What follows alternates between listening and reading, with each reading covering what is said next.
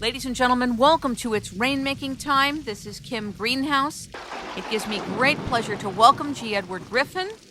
And today we're going to be talking about one of his many books, The Creature from Jekyll Island, a second look at the Federal Reserve. Now, I want you to know more about him.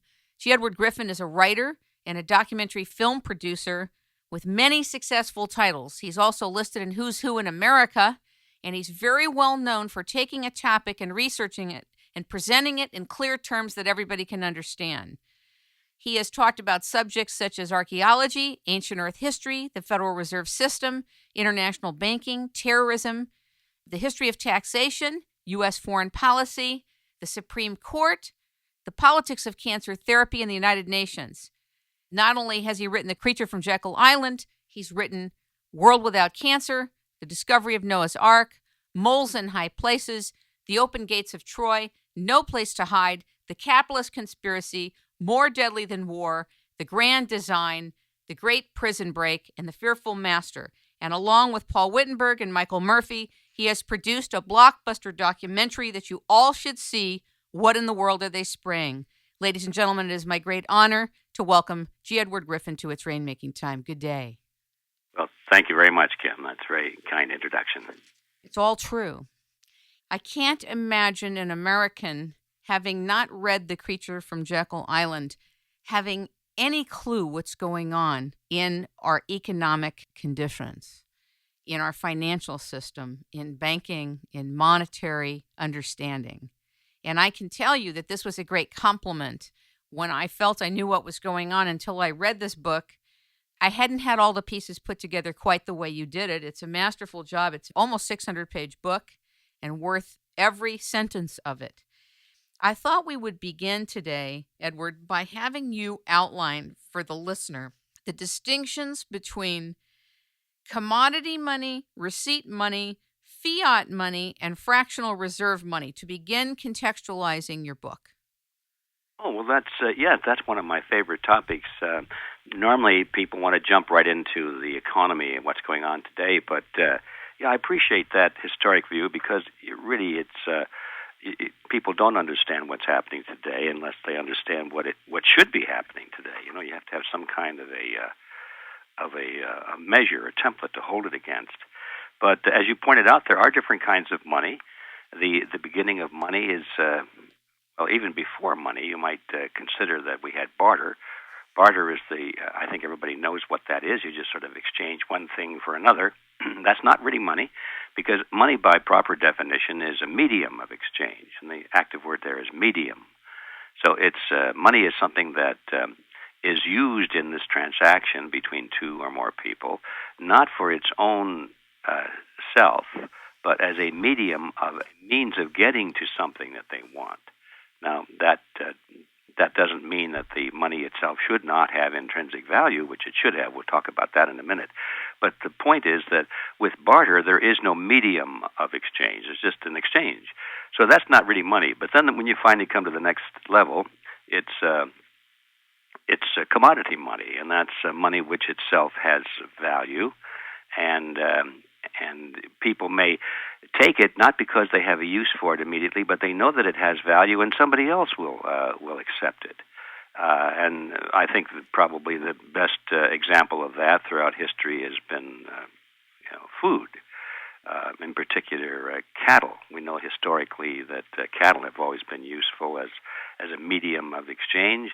That's why people have more cattle than they really can use. They don't necessarily use 100 head of cattle, but they're very happy to have 100 head of cattle, because if they want to buy something of great value, they can always use their cattle to give to somebody else, and then they'll have an extra 100 head of cattle, and they can use it, and so forth. Anyway, so cattle and wheat and food of all kinds is an excellent kind of commodity money.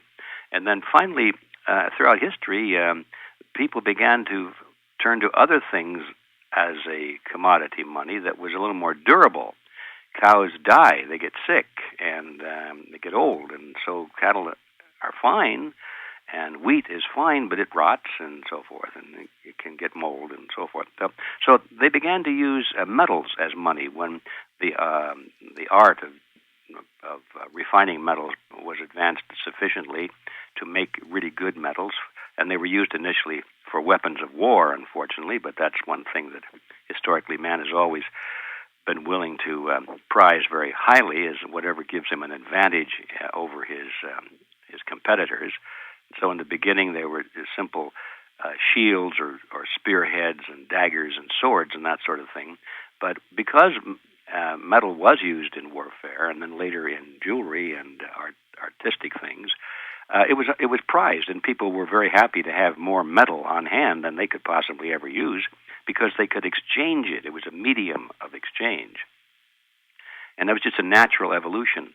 And this happened everywhere in the world, in all societies and all cultures. And, of course, eventually the end of that process was when they began to figure out how to use the metal put it into little identified quantities of bars of metal or bullion quantities. And then finally they made them round and they called them coins, and that's how coins all began. So coins became little bars of money, and people were very happy to exchange them, especially when they found out that they could refine gold. And silver had great value, great demand all over the world, and in small quantity. So then that's how gold coins came along. And so then that's pretty easy to understand. And gold and silver always, throughout history, became the preferred type of commodity money because it has certain characteristics that are ideal. First of all, it doesn't rot. Gold doesn't even rust. It's pretty permanent. It can be divided up into smaller quantities. It can be recombined back into larger quantities without damaging it. It can be identified as to its purity and its weight very easily. You don't have to be a scientist or a very well-educated person to understand that this is 1 ounce of gold or 1 ounce of silver, because you can weigh it, you can compare it to standards. There are fairly, and always have been, fairly easy ways of testing the purity of gold, even without modern spectroscopy or anything like that, or special machines, to use the spectrogram to see how the color bars break out and all that sort of thing. You can just do it by putting a little acid on it, and if the acid won't dissolve it, it's gold, and things like that. So so gold and silver have always had these qualities that made it ideal.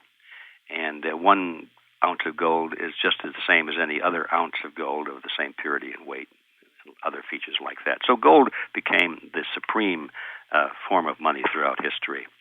And of course, the next thing then came when people wanted to start issuing certificates of deposit for their gold. They didn't want to carry all this gold and silver around with them, even though it is quite valuable, that they had to worry about losing it or having a hole in the pocket, and they didn't want to store it on their property because somebody might break in and steal it. So they retained the services of usually the local jeweler in the community who dealt in gold and silver. And those people, of course, had to have vaults of some kind, had to have storehouses, which they guarded. They paid to have soldiers and guards on duty at all time to protect the hoard of silver and gold against burglars. And so their neighbors came to them and said, "Look, since you've got all of this warehouse and this security going on here, would you mind if you stored my gold also, and I'll pay you a fee for it?" And of course they said, "Sure." So that was the beginning, really, when you think about it, of banking, because that's when people started to put their valuable money on deposit with somebody who was going to guard it for them. And so that was quite an interesting development in the history of money, because then the person who put the gold on deposit got a paper receipt, and that receipt said basically, "I have your gold. I have 5 ounces of your gold, and you can have it any time you want it. And meanwhile, I'm guarding it for you, and I guarantee to give it to you anytime you want it back."